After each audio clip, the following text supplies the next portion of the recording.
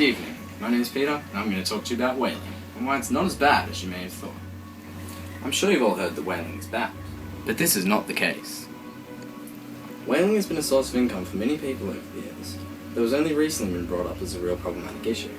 Many will argue that the whales are becoming extinct, that this, duly, would be cause for concern.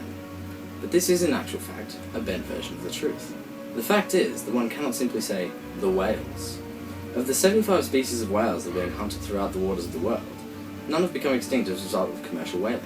Furthermore, the whales are not becoming extinct. If you imagine the stock of a carp in a lake becoming very low, you'd not be calling them extinct, as we know that the carp exist in many places other than just that lake. Certain areas, where the stocks of whales are present, are becoming depleted. This is just the natural cycle of things. Rotating hunting areas will allow each population to recuperate, until the cycle comes once again back to that area. As areas are said to become extinct, many people will say that the species are put in jeopardy, though one cannot say that commercial whaling will always endanger the species. This is plainly wrong, as whales have not been threatened over the centuries they have been hunted. Particular species have even grown in number at this time, and are being hunted as pests, which is depleting the stocks of the fish that are crucial to the survival of humans in these particular areas, as well as being the main source of income for many individuals in these areas. The California grey whale stocks have been hunted by the Soviet Union since 1962. This stock has almost doubled in its numbers at that time, with the population of the whales reaching over 20,000. The overfishing of whale stocks, which is what causes the real problems in whaling, endangering of population, has always occurred when there is no economic competition for them, which in today's whaling operations is no longer the case, almost for the first time in about half a millennium of whaling history.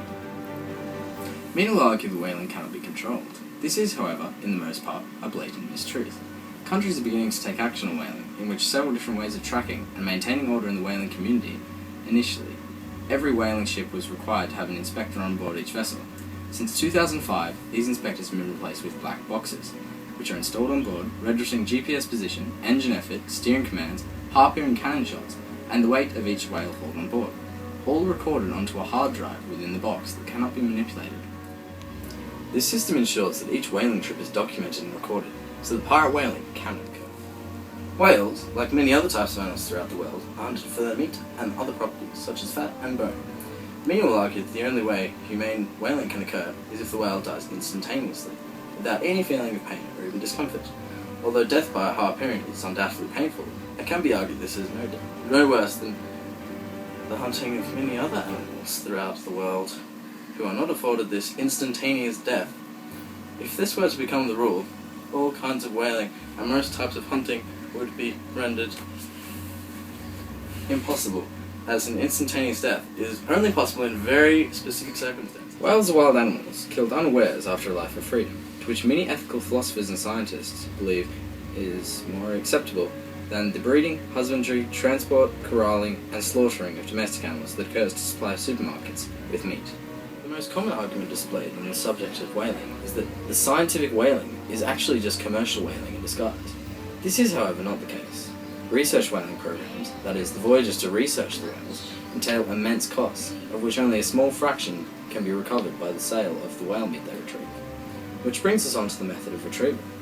Harpoons have long been the weapon of choice for hunting whales, yet recent advances in technology have allowed for more advanced harpoon cannons that can fire at a higher velocity with much more force and precision. Arguing that this no longer gives the whales a chance just goes to show how much more efficient hunting whales has become. The more unfair a hunt becomes, the more efficient it is. From an ecological point of view, an efficient hunting method is desirable, as this means very few injured whales escape, and as these will be unable to live normal lives. It is easy to see the reasoning as to why it is better to have whales dead than for them to be severely injured. Through the use of modern technology, some whales around the world have taken to using penthrite grenades to help take down whales, as well as make the death more instantaneous and pain-free. It has been suggested that whalers return to the old traditional methods of whaling in order to give the whales a chance. No working person would tolerate such dangerous restrictions imposed upon them by outsiders. In conclusion, it should be stated that although whaling is definitely a subject to debate, there is far more to it than the media explains, and to take away the rights of whaling, there would be a hugely detrimental effect to the large portion of the world's population. It's fair enough for us to say, don't hunt the whales, but we aren't the ones who rely on the income it brings, as well as the meat it produces. Thanks for listening. Hopefully I haven't changed your mind. Whaling is bad.